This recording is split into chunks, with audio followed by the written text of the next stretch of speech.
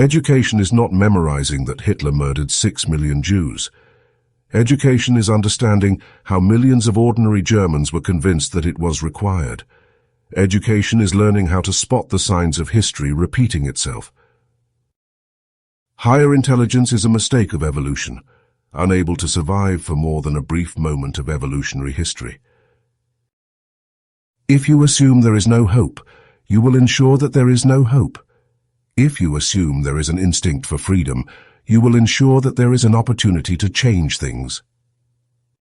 We live in an age where information is everywhere, but how much of it is truly free?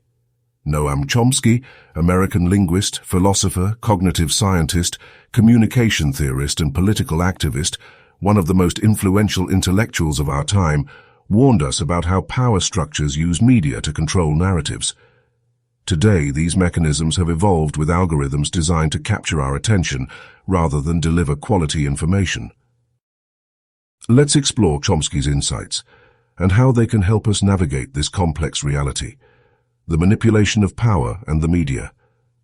With his lucidity, he invites us to develop critical thinking and not to passively accept what we are told. The basic idea which runs right through modern history and modern liberalism is that the public has got to be marginalized. The general public are viewed as no more than ignorant and meddlesome outsiders, a bewildered herd. We shouldn't be looking for heroes, we should be looking for good ideas.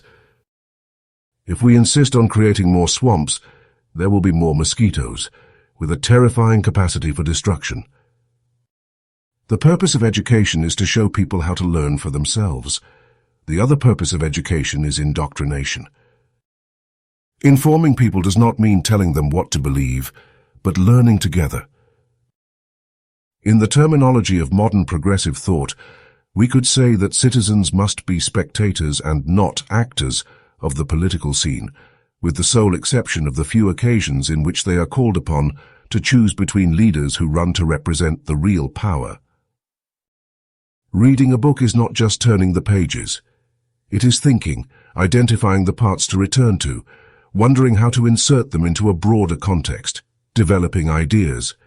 There is no point in reading a book if you simply let the words pass before your eyes and forget about them after 10 minutes. Discovery is the ability to let yourself be disoriented by simple things. The language is not worse than it was yesterday. It is more practical, like the world we live in. Man's true life consists in art and thought and love, in the creation of beauty and scientific knowledge of the world. Chomsky's words, often direct and provocative, remind us that true knowledge is the key to protecting our freedom. Here are some of his most powerful reflections. The internet gives us instant access to all sorts of ideas, opinions, perspectives, information. Has that broadened our horizons or narrowed them? I think both.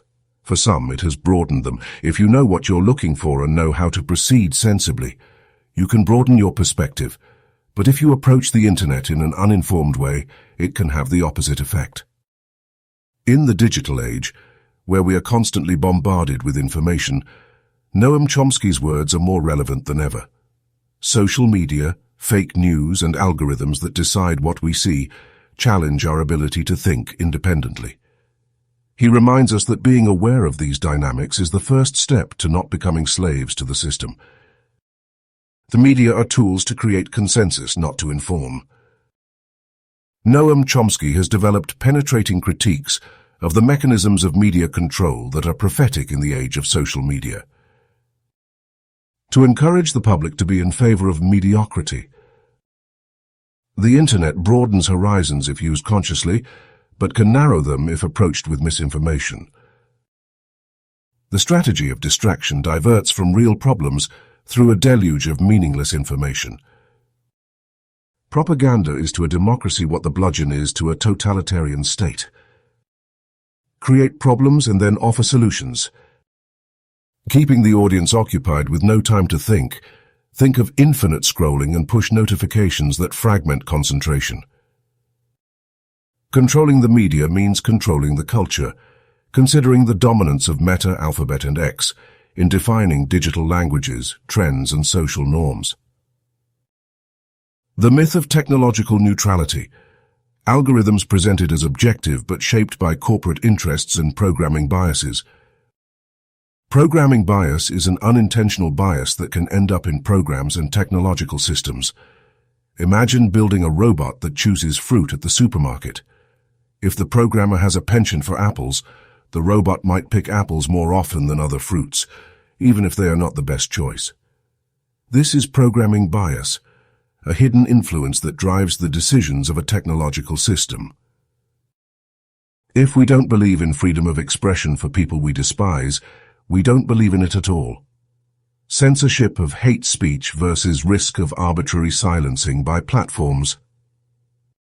These aphorisms reveal how social media have taken to the extreme logics already present in traditional mass media, from the commodification of attention to the trivialization of public debate.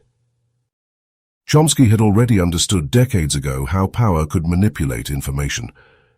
Today, these mechanisms are amplified by algorithms which aim to capture our attention instead of ensuring the quality of content. His analysis is still fundamental to understanding how the digital economy works and how data is used to control and influence people. Chomsky teaches us that understanding the power of information is essential to living consciously. Understanding how information is shaped and manipulated is essential to preserving our freedom of thought. Which of Chomsky's insights resonated with you the most? Let me know in the comments.